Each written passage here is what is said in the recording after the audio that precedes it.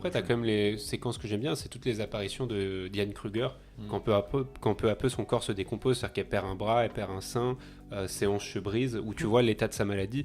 Là, tu retrouves l'obsession de Cronenberg pour les corps, et tu comprends plus ou moins le processus qu'a vécu ce couple C'est vrai que avant sa maladie, mais c'est peut-être ces petites étincelles-là qu'à un moment t'as dans le film, mais ça reste du second plan. c'est vrai que juste la scène de la hanche, c'est le seul moment où je fais Mais moi, ça m'a fait vachement penser à Crash de Cronenberg, du coup, ces séquences-là. Parce que Crash, c'est des personnes qui sont sexuellement excitées quand il y a accident. des accidents, ouais, c'est ça, des blessures avec du coup, quand c'est les cicatrices, etc. Enfin, voilà. Ça m'a fait un peu penser à ça, et je trouve qu'il y a un côté, faux réveil, etc., dans ces séquences-là qui fonctionne assez bien. Et je trouve, personnellement, si je dois parler de ce qui se passe dans le film, je trouve ça malsain.